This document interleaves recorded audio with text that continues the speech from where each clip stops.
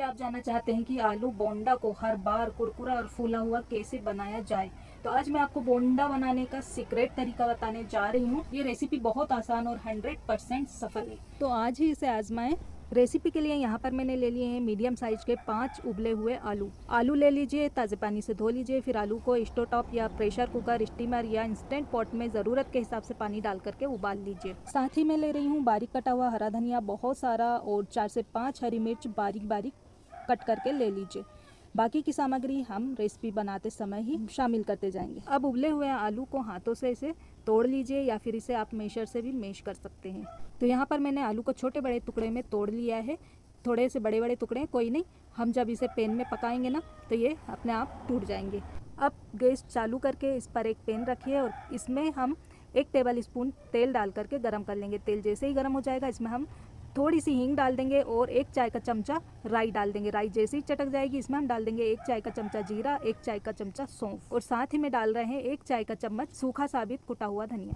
आँच को एकदम धीमी कर दीजिए जिससे कि मसाले हमारे जले नहीं। और इसमें हम डाल देंगे हरी मिर्च, अच्छे से चला लीजिए। साथ में डाल देंगे 1/4 चाय का चम्मच हल्दी पाउडर, और साथ में जाएगा इसमें 1 चाय का चमचा भरकर नमक। आप अपने स्वाद के हिसाब से डालना, वैसे नमक इसमें हल्का सा उठता हुआ होना चाहिए, जिससे आलू बोंडे का टेस्ट बहुत अच्छा आता है। अच्छे से मिला लें और इसके बाद इसमें हम डाल देंगे उबले और टूटे हुए मैश किए हुए आलू जो हमने हाथ से तोड़ कर रखे थे ना। इसमें 1 चाय का चमचा लाल मिर्च के बीजे और 1 चाय का चमचा आमचूर का पाउडर डाल के अच्छे से मिला लीजिए। आलूओं को अच्छे से मसाले के साथ मिक्स करते हुए 1 से 2 मिनट तक के लिए हमें अच्छी तरह से भून लेना है, जिससे कि आलू में अच्छा सा टेस्ट आ जाए मसाले का। और चम्मच के पिछले वाले हिस्से से आलू के बड़े टुकड़े को तोड़ लीजिए, ये देखिए इस तरह से, जिससे कि ये आराम से मैश हो जाएंगे और इनमें मसाला जो है अच्छी तरह से मिक्स हो जाएगा। और ये सारा काम हमें धीमी आंच पर करना है।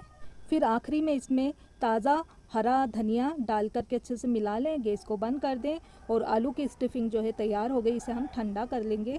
तो फीलिंग ठंडी हो गई है और इसकी हम बराबर छोटी छोटी सी गोलियां बना लेंगे। एक से नाप के लिए चम्मच ले लें आप, और उससे थोड़ा थोड़ा सा अमेज़ा ऐसे नाप करके ले लें और इसकी छोटी छोटी सी गोलियां बनाकर रख लें। तो अमेज़े को ऐसे हाथ में लेकर अच्छे से थोड़ा सा हाथ से इसे प्रेस करते हुए इसकी गोलियां बनाएंगे तो एक सी चिकनी गोलियां बनेंगी। और फिर इसे गोल राउंड करते हुए गोल शेप में दे दें और गोलियां बना करके एक प्लेट में रखते जाएं। इसी तरह से हम सारी गोलियां बनाकर रख लेते हैं। देखिए गोली बना करके हमने रख ली। अब इसके बाद एक मिक्सिंग बाउल ले लीजिए और इसमें हम डालेंगे, मैं ले रही हूँ 1 कटोरी बेसन। इसमें हम डालेंगे खाने का मीठा सोडा 2 चुटकी के बराबर, नमक आधा चाय का चमचा, स्वाद के अनुसार आप अपने हिसाब से, हल्दी जो 2 चुटकी का करीब, बढ़िया सा इसमें अच्छा कलर आ जाएगा खूबसूरत सा। और इसे कर लेंगे मिक्स। ले रही हूँ पानी देख लें आप, 1 गिलास में इतना खाली है, तो थोड़ा थोड़ा पानी डालते हुए इसका हम गाढ़ी कंसिस्टेंसी का घोल बनाकर तैयार करेंगे। पानी एक साथ पूरा नहीं डालना, थोड़ा थोड़ा करके डालना, नहीं तो ज़्यादा पानी एक साथ डालने से ये पतला हो सकता है। ये घोल हमने बना लिया बढ़िया चिकना। ऐसे कम पानी डालने से ना बढ़िया चिकना घोल बनता है, गुठलियाँ वगैरह नहीं पड़ती हैं। अब इसमें हम डालेंगे पानी और इसे थोड़ा पतला करने के लिए अच्छे से मिक्स कर लेंगे। इसे मैंने घोल लिया और थोड़ा सा पानी जो है बच गया है, करीब हमारा 1 टेबल स्पून के बराबर। और ये बेटर की कंसिस्टेंसी आप देख ले गौर से, इतना गाढ़ा होना चाहिए, बहुत ज़्यादा इसे पतला नहीं करना है। इसे हम 10 मिनट सेट होने के लिए रख देंगे। बेसन अच्छे से फूल जाएगा और रखने के साथ ही ये हल्का सा पतला भी हो जाता है। तो बेसन के घोल को रखे हुए 10 मिनट हो गया है और ये देखिए आप थोड़ा सा पतला हो गया है। अब इसमें हम डाल देंगे 1 चम्मच गर्म तेल। मैंने कढ़ाई में गर्म तेल होने के लिए पहले से रख दिया था।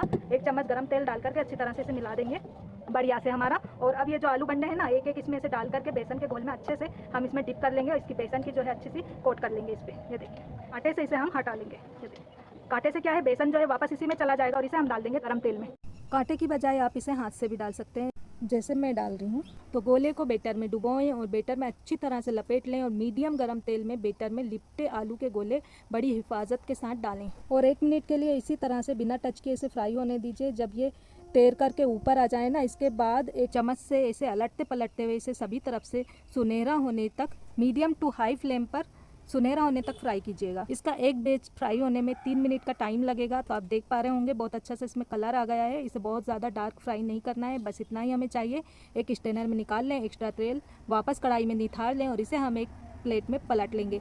इसी तरह से बाकी के बचे हुए आलू बंडे भी फ्राई करेंगे। आप देख पा रहे होंगे कितने बढ़िया हमारे आलू बंडे बनकर तैयार हुए हैं। एक आलू बंडा मैं आपको कट करके दिखाती हूँ। अंदर इसकी फीलिंग देखिए और अंदर से बिल्कुल भी ये कच्चा नहीं है। इसकी जो परत है आप देख रहे होंगे कितनी अच्छी जाली वाली आई है, जो बेसन की हमने बनाई थी। खाने में बहुत मज़ेदार लगते हैं, बहुत टेस्टी लगते हैं। तो आप भी इसे बनाएं और अपने फैमिली फ्रेंड्स के साथ एंजॉय कीजिए और मुझे